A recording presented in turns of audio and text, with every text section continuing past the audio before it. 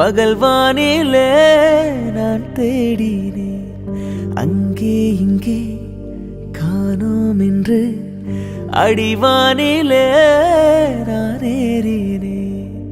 கூடு தேடும் கிளியே அவளின் வீடு எங்கே பார்த்தாயா?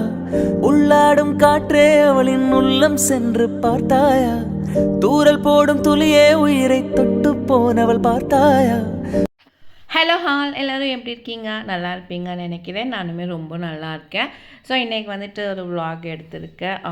எலக்ட்ரான் சிட்டியில் இருக்கிற ஒரு மாலுக்கு போயிருந்தோமா, M5 அப்படின்ட்டு புது மால் இப்போ தான் ஓப்பன் ஆச்சு. ஸோ அதை போய் பார்க்கலாம் அப்படின்றதுக்காக தான் போயிருந்தேன். ஸோ நம்ம சேனல் யாராச்சும் நீங்கள் ஃபஸ்ட் டைம் பார்க்குறீங்க அப்படின்னா சப்ஸ்கிரைப் பண்ணிக்கோங்க. இந்த வீடியோ பிடிச்சிருந்தா லைக் பண்ணிவிடுங்க. ஸோ நீங்கள் லைக் பண்ண ஒரு மோட்டிவேஷனாக இருக்கும். ஸோ நானுமே மேல் ஒரு வீடியோ போடுறதுக்கு எனக்கு ஒரு மோட்டிவேஷனாக இருக்கும். ஸோ வாங்க நம்ம வீடியோக்குள்ளே போகலாம். நான் வந்து ஃபஸ்ட்டு மாலுக்கு போகணும் அப்படின்னு நினச்சேன். ஏன்னா இதுக்கு முன்னாடி நிறையா வாட்டி நான் வந்து எலக்ட்ரான் சிட்டிக்கு வந்திருக்கேன். ஏன்னா நாங்கள் வந்து வீடு கட்டியிருக்கோம்.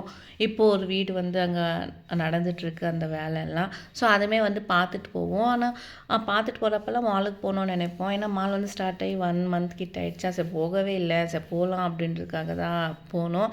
பட் ஆனால் ஒரு டைம் கூட என்னால் போகவே முடியல. ரொம்ப கஷ்டமாக இருந்துச்சு. ஏன்னா நாங்கள் இருக்கிற இடத்துக்கும் அங்கேயும் போனோன்னா 1.5 hour ஆகும். ஸோ நாங்கள் வந்து தம்பியை ஸ்கூலில் விட்டுட்டு அதுக்கப்புறம் தான் நாங்கள் போவோம். ஸோ போய் பார்த்துட்டு மறுபடியும் தம்பியை கூப்பிடணும் அப்படின்ட்டு ரிட்டன் வந்துடுவோம். ஸோ அதனால் வந்துட்டு மாலுக்கு போகவே முடியல. சரி ஒரு சண்டே கண்டிப்பாக மாலுக்காகவே போகணும் அப்படின்றதுக்காக தான் போயிருந்தோம். போன ஒன்று எனக்கு ரொம்ப பிடிச்சிருந்துச்சி. ஏன்னா இதுக்கு முன்னாடி நான் லுல்லு மால் போயிருக்கேன். ஸோ மன்ட்ரி மால் போயிருக்கேன். இதெல்லாம் போகிறப்போ என்னால் நல்லாயிருக்கும். ஆச்சா இது எப்படி இருக்குது அப்படி பார்க்கணும் அப்படின்னு போனேன். ஆனால் உள்ளே போனோடனே எனக்கு ஒரு மாதிரி அதெல்லாம் பார்த்தோன்னே ஒரு மைண்ட் ஃப்ரீயாக இருந்துச்சு. ஸோ மைண்ட் ஃப்ரீயாக எதுக்கு இருந்துச்சுன்னா மேலெல்லாம் பார்த்தா அப்படி க்ரீன் கலராக இருந்துச்சு. அதெல்லாம் பார்க்குறப்போ அவ்வளோ சூப்பராக இருந்துச்சு. ஸோ மேலே வந்து டிசைன்ஸ் எல்லாமே சூப்பராக பண்ணியிருந்தாங்க. எனக்கு வந்து ரொம்ப பிடிச்சிருந்துச்சி. சரி அதுக்கப்புறமா போயிட்டு மேலே வந்து ஃபுட் கோர்ட் இருந்துச்சு. நாங்கள் முதல்ல போய் சாப்பிட்டோம். ஏன்னா நாங்கள் போனதே வந்து 1:30 ஆகிடுச்சா. சரி போனோடனே முதல்ல நாங்கள் வந்து சாப்பிட்டுட்டு அதுக்கப்புறம் தான் வந்துட்டு நாங்கள் சரி ஆடலான்ட்டு செகண்ட் ஃப்ளோரில் இருந்துச்சு. ஸோ எல்லா மால்லையுமே வந்து லாஸ்ட் ஃப்ளோரில் தான் இருந்துச்சு இந்த விளையாடுறதெல்லாம். பட் ஆனால் இந்த மாலில் வந்து செகண்ட் ஃப்ளோரில் இருந்துச்சு. ஸோ லாஸ்ட் ஃப்ளோர் வந்துட்டு ஃபுல்லாகவே ஃபுட்டுக்காகவே வச்சுருந்தாங்க. ஸோ ஃபுட்டு எல்லாமே சூப்பராக இருந்துச்சு. நான்லாம் வந்து நார்த்து சாப்பிட்ணும் அப்படின்னு நினச்சி வாங்கி சாப்பிட்டேன். அது எப்படி இருக்குது டேஸ்ட்டு? ஏன்னா நான் வந்துட்டு அந்த மாலெல்லாம் சாப்பிட்ருக்கேன். ஸோ அதெல்லாமே நல்லா இருந்துச்சு. இங்கே எப்படி இருக்குது அப்படின்ட்டு சாப்பிட்டு பார்த்தேன். ஸோ நல்லாவே இருந்துச்சு. ஸோ சாப்பிட்றதுக்கு பட் ஆனால் ரேட் கொஞ்சம் ஜாஸ்தி அப்படின்னு நான் நினைக்கிறேன். எல்லா மால் விட இது கொஞ்சம் ரேட் ஜாஸ்தியாக தான் இருந்துச்சு என்னை பொறுத்த வரைக்கும்.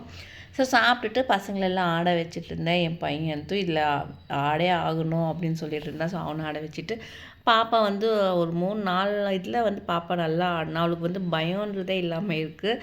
ஸோ எதில் உட்காந்தாலும் இப்படி ஆடினா ஒரு பசங்க வந்துட்டு அழுவாங்க. ஆனால் ஐயோ வந்துட்டு எதுலேயுமே அழ மாட்டேங்கிறான்.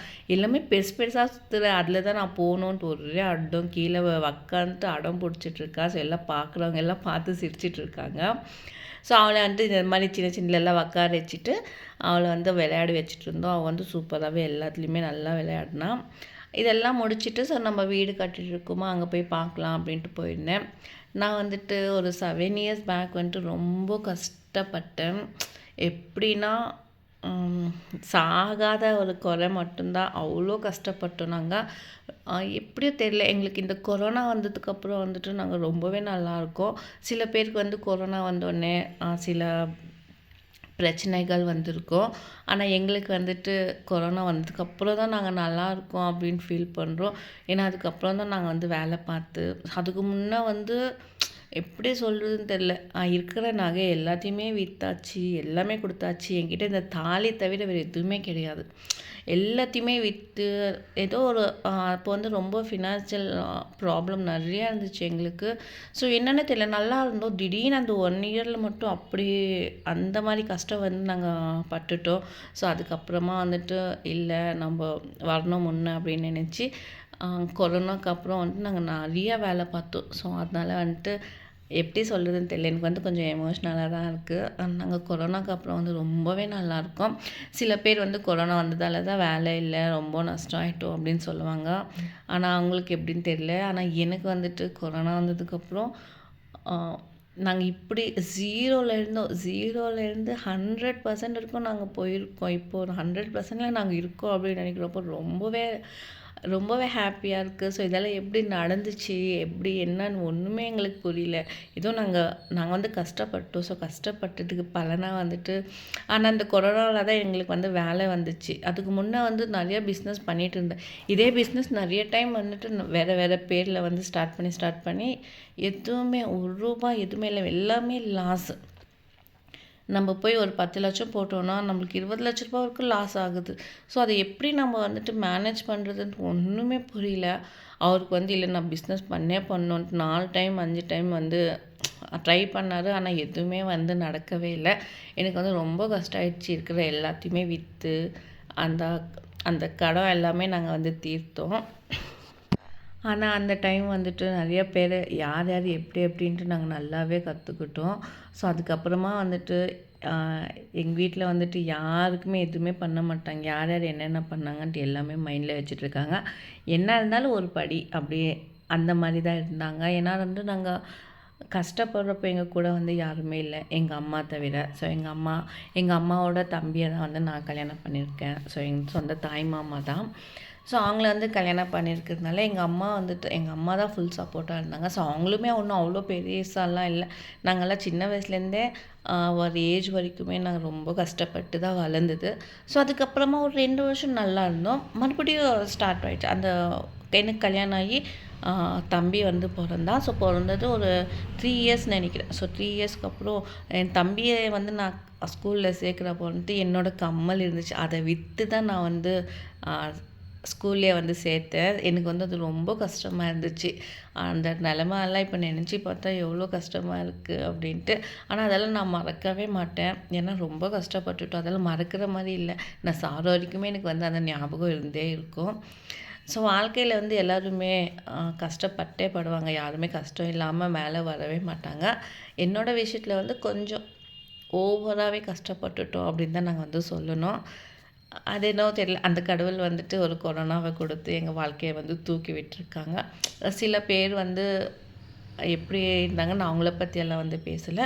என்னோடய வாழ்க்கையில் வந்து என்ன நடந்துச்சோ அது மட்டும்தான் நான் பேசியிருக்கேன். அதுக்கப்புறமா நாங்கள் வந்துட்டு ஒரு 2 இயர்ஸில் வந்து நாங்கள் இடத்த வாங்கி வீடு கட்டி அந்த 2 இயர்ஸில் வந்து கிரக பிரவேசம் பண்ணோம். அது வந்து எவ்வளோ ஒரு ஹாப்பின்னா யாருமே நினச்சி பார்க்கல. ஏன்னா மேபி நானே நினச்சி பார்க்கல இந்த மாதிரி வீடு கட்டுவோம், இவ்வளோ பெருசாக வீடு கட்டுவோம் அப்படின்னு நான் வந்து நினைக்கவே இல்லை. 4 ஆஃப்டர் வரைக்கும் வீடு கட்டியிருக்கேன். 600 ஸ்கொயர் ஃபீட்டில் தான். அவ்வளோ சூப்பராக இருக்கும் அது. ஆனால் அது எப்படி என்ன நிஜமாகவே எனக்கே தெரியல. அவ்வளோ சந்தோஷமாக இருக்குது எனக்கு, நாங்கள் வந்து வீடு கட்டியிருக்கோம் அப்படின்ட்டு.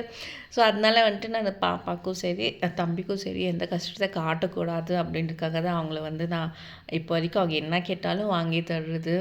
அதில் நான் சொல்லி காட்டுவேன், இவ்வளோ கஷ்டப்பட்டிருக்கோம், அனாவசியமாக எந்த செலவுமே பண்ணக்கூடாது அப்படின்னு தான் சொல்லி தான் வளர்த்துருக்கேன் என் பையனை.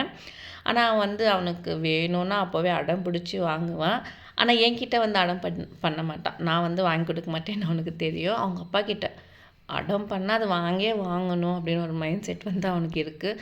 என்கிட்ட வந்து கேட்கவே மாட்டான், எனக்கு இது வேணும் அது வேணும்ன்ட்டு. ஏன்னா நான் வந்து வாங்கி கொடுக்க மாட்டேன். ஏதாச்சும் தேவைப்பட்டால் மட்டும்தான் வாங்கி கொடுப்பேன். ஸோ தேவையில்லாதெல்லாம் நான் வாங்கி கொடுக்க மாட்டேன். ஆனால் அவங்க அப்பா கூட போயிட்டேன்னா அந்த ரிமோட் கார் ஸோ அதெல்லாம் தேவையில்லாமல் 2000 ரூபாய் செலவு வச்சு வாங்கிட்டு வருவான். நான் வந்து திட்டுவேன், ஸோ இந்த மாதிரிலாம் கஷ்டப்பட்டுருக்கோம், இந்த மாதிரிலாம் நீ படக்கூடாதுன்னா நீ நல்லா படிக்கணும், காசு வந்து சிக்கனமாக செலவு பண்ண கற்றுக்கோ அப்படின்னலாம் சொல்லி கொடுத்து தான் நான் வளர்த்துட்ருக்கேன். அதுக்கப்புறமா வந்துட்டு இது இன்னொரு இடம். ஸோ அங்கேயே தான், அங்கே கொஞ்சம் முன்னாடி இது கொஞ்சம் பின்னாடி இந்த வீடுமே கட்ட ஸ்டார்ட் பண்ணிட்டோம். ஸோ இதுவுமே வந்து அது வந்து 4th ஃப்ளோர் வரை, இது வந்து 5th ஃப்ளோர் வரைக்குமே போகும். ஸோ எனக்கு வந்து ரொம்ப ஹாப்பியாக இருக்குது இந்த வீடு கட்டுறப்போ.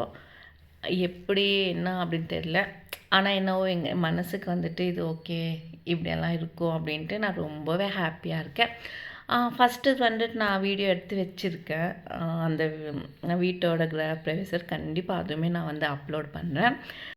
ஃபஸ்ட் டைம் என்னோடய சேனல் பார்க்குறீங்கன்னா சப்ஸ்கிரைப் பண்ணிக்கோங்க, பெல் ஐக்கனை கிளிக் பண்ணி வச்சுக்கோங்க. ஸோ அப்போ தான் நான் போடுற வீடியோ வந்துட்டு நோட்டிஃபிகேஷனில் வரும். ஸோ நீங்கள் வந்து கிளிக் பண்ணி பார்க்கலாம். கண்டிப்பாக அந்த வீடியோ வந்து நான் இன்னும் 2-3 டேஸில் வந்து கண்டிப்பாக எடிட்டிங் பண்ணி போடுறேன். இது வந்து எடுத்து வச்சு ரொம்ப நாள் ஆச்சு, இல்லை ஒரு 1.5 வருஷம் கிட்ட ஆகிடுச்சு அந்த வீடை கட்டி நாங்கள் முடிக்கிட்டோம். ஸோ அதெல்லாம் எங்கே இருக்குது அப்படின்ட்டு எல்லாத்தையும் பார்த்து எடிட்டிங் பண்ணி கண்டிப்பாக நான் வந்து போஸ்ட் பண்ணுறேன். ஸோ நீங்கள் வந்து உங்கள் ஃப்ரீ டைமில் பாருங்கள், பார்த்துட்டு எப்படி இருக்குது அப்படின்ட்டு கமெண்ட் பண்ணுங்கள். பிடிச்சிருந்தா கண்டிப்பாக லைக் பண்ணிவிடுங்க. ஸோ பாய், நெக்ஸ்ட் வீடியோவில் கண்டிப்பாக பார்க்கலாம்.